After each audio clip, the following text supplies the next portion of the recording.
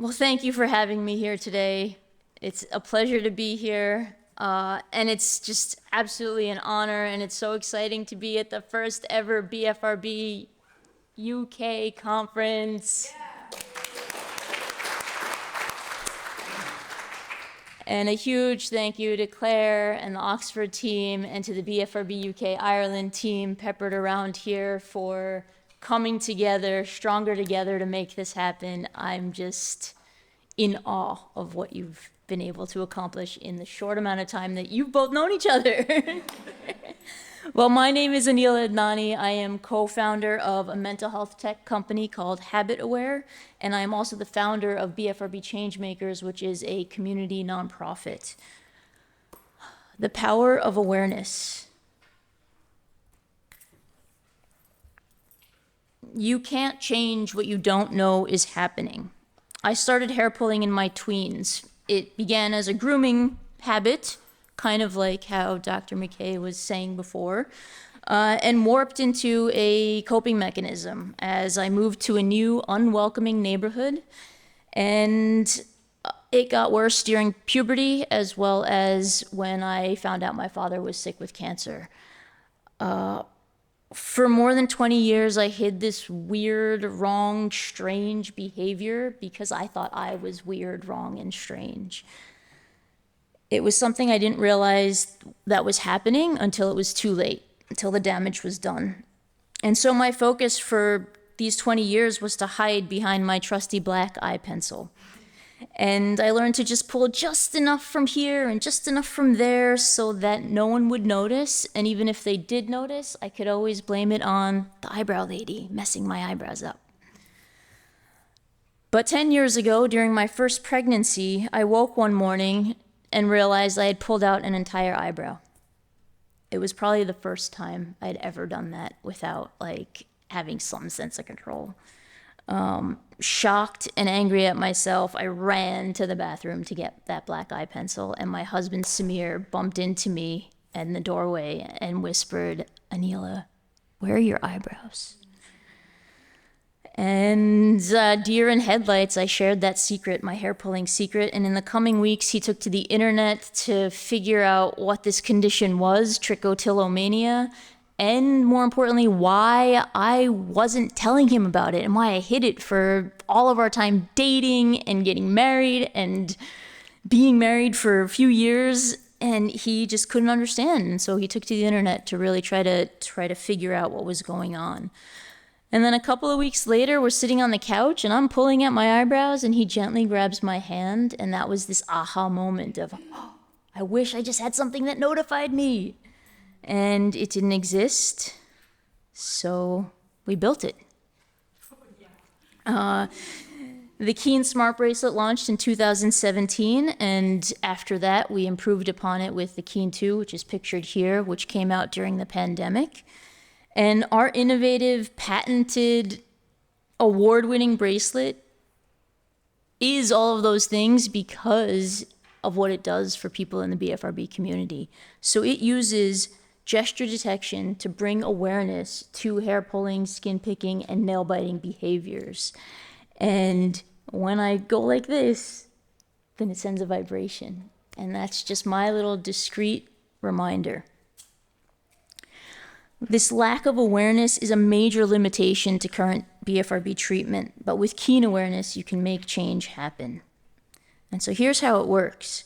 So with our mobile app, you record the gesture right onto the bracelet. Then, when it senses a mathematical match to that gesture trained, the bracelet gently vibrates to shift you from autopilot, that trance that Dr. McKay mentioned before, into awareness. Once you are aware, then it becomes an ability for you to take control, for you to pause and take stock of what's happening around you and allow yourself to choose the right healthy strategy for the moment. And consistent use of this process, using that gesture detection, that vibration, that real-time detection, and the real-time replacement over and over is retraining the brain so that eventually those healthy strategies, and this is usually where I'd pause and grab my water because that's my strategy, but it's sitting over there. So as soon as I'm done, that's what I'm gonna do. Eventually, those become the go-tos. Those become the automatic behaviors. Those become the self-soothing mechanisms that the brain says, oh, that's what I need right now. And that's the work that we're trying to help people do for themselves. So the power of awareness is evident in the work that we do. So this quote here is from a mom, and it really shows how we're shifting that conversation from shame and blame to compassion, to love, to conversation. And 94% of our customers say that it's increasing their awareness, and 82% say that it's reducing their behaviors. So they're able to use that awareness, harness that information, and actually shift behavior. And treatment professionals are also a huge supporter of us, showing that they also see the power of awareness. We have nearly 2,500 mental health treatment professionals and what we call first line of defense professionals. So that's dermatologists, pediatricians, teachers, hairstylists that are actually recommending our product to their students or their hairstyle clients, so that we can be part of their behavior change process. Now, since our launch, we've been continuously improving our device based on consumer feedback and requests. So we added a watch screen as one of the highest requests. Also through community engagement,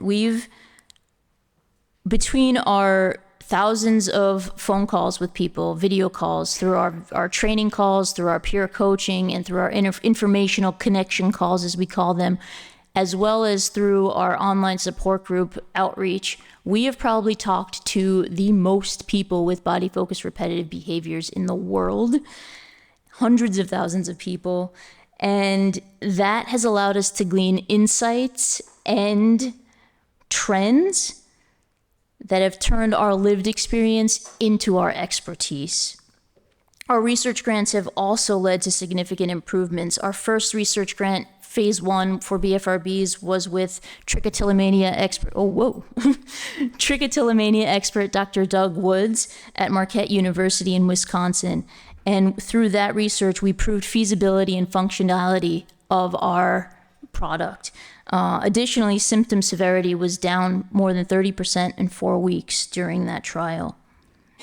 Through our NSF grants, this has allowed us to develop a behavior detection infrastructure that allows us to improve our gesture detection algorithms and reduce false alarms, as well as create a gesture library. So we've been able to take the years of trained gesture data from the bracelet, as well as from a device that we've built for more in-lab experiments, and actually now create a gesture library where a person doesn't even need to train the bracelet anymore. They just go into our app, push a button to say eyebrows, eyelashes, or hair top, or nail biting, and it automatically will start detecting that behavior. And that's coming soon to Keen 2 and is already launched in our Apple Watch app. As well as our NSF grant is helping us adapt the technology. And so that first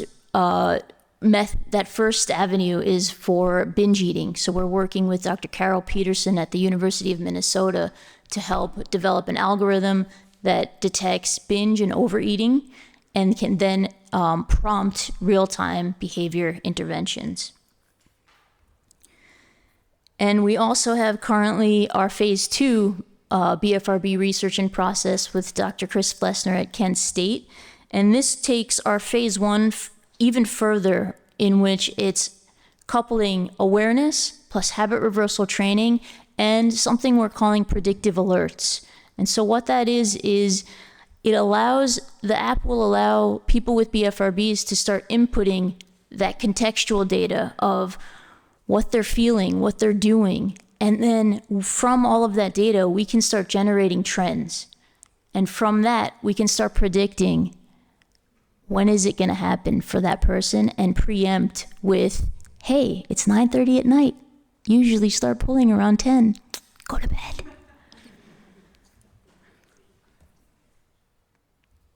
So as I mentioned, we also recently launched our Apple Watch app. This works within Apple's gated sensor system, but it's been received very well in the community. So we're very excited about that. And to this point of awareness transcends body focused repetitive behaviors.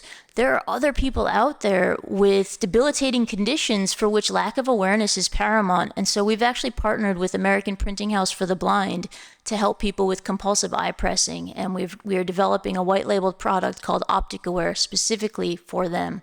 So we're super excited for that to launch sometime this fall or winter.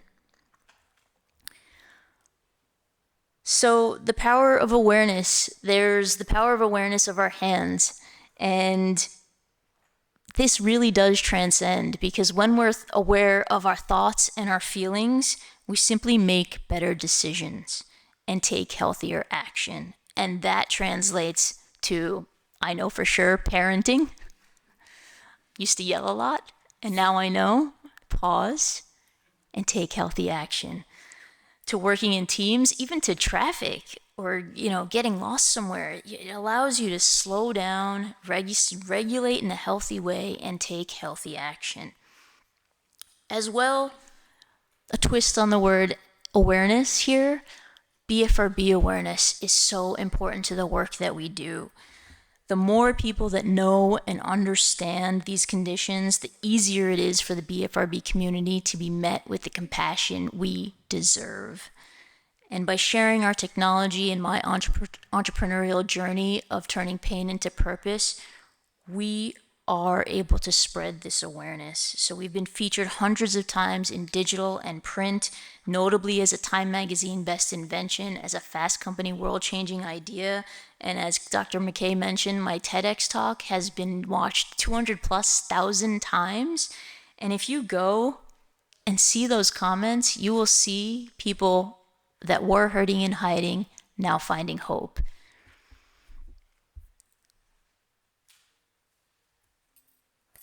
So I'm very grateful to be here today. Please consider sharing our work with those you think may benefit. I would love to connect with each of you one-on-one over the next day and a half that we have together.